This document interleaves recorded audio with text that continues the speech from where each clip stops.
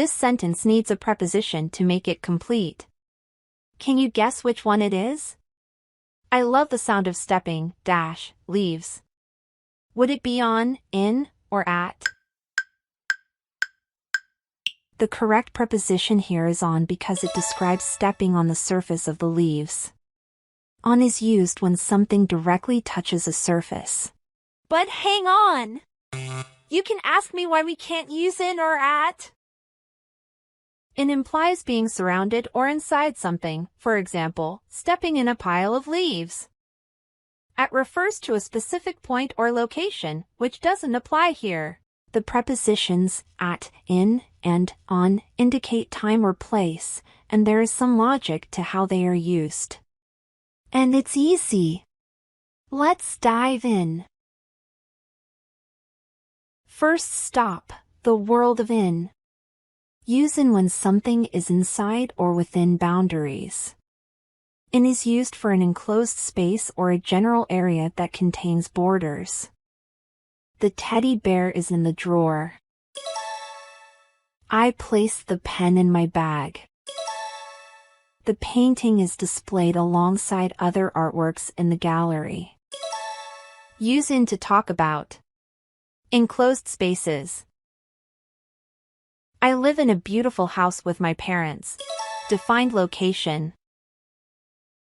There's too much trash in the park. Large areas like cities and countries. John has lived in Canada for 2 years. Defined time periods. I am always very sleepy in the morning. Use in to refer to a general period of time, such as months, years, decades, or centuries. For example, in April, in 2015, or in the 21st century. Use in with parts of the day, such as he reads in the evening. Did you know there's also a common confusion about using in and into? Let's figure it out. Use in to describe a state of being within a boundary. For example, the chicken is in the garden. Whereas, into is used to indicate a movement or transition from one place to another.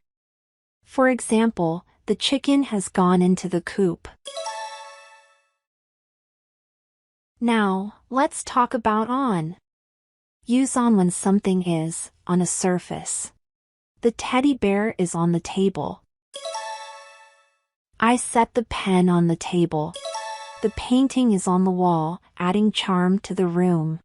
Use on to describe the position of something, such as when it's touching a surface, or moving to a position supported by something. Days and dates. Use on to refer to specific days and dates, such as when describing events that happen on precisely that day or date. For example, on Tuesday, we went to the cinema. The library book is due back on the 11th of March.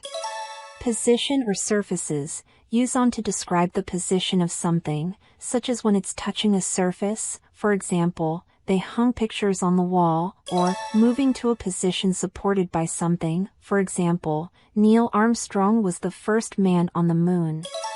Larger vehicles. Use on to refer to larger vehicles, such as planes, trains, and buses, for example, I must have dropped my wallet when we got on the bus. Technology, for example, I've got the latest app on my smartphone. Let me show you the data I've collected on my laptop. Finally, we have at. Use at to denote precise points, locations, or times. For example, the teddy bear is at the corner of the table. I left the pen at the office. The painting is at the entrance of the room. Specific times or holidays. For example, the party starts at 7 p.m., but feel free to arrive later. Events or locations, for example, I'll see you at Avya's birthday party. Happy birthday! Addresses, for example, Jane lives at 21 South Avenue. Specific places, for example, I've been waiting at the bus stop for over 20 minutes. We use at for numbers, groups, work and top or bottom.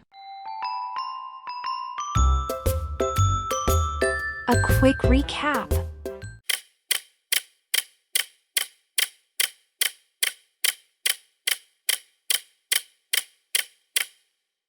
Context is essential when using prepositions.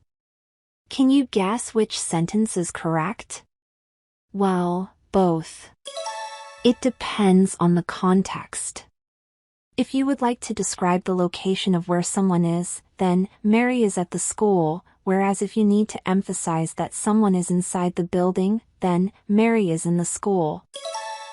Before general time expressions. For example, she works on every weekend is incorrect. The correct sentence is, she works every weekend. It is because no preposition is needed when referring to recurring, or general time expressions, such as every day, every week, or every weekend.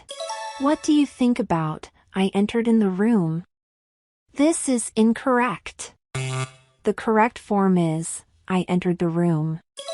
Some verbs include the idea of a preposition in their meaning, so adding a preposition like in is unnecessary and grammatically incorrect. Enter is one such verb. We met on last Friday. What do you think? Incorrect. Yes. The correct form is, we met last Friday. But why is the first sentence incorrect? Last and next make the time expression specific. Words like last and next already indicate the exact time being referred to, making prepositions unnecessary.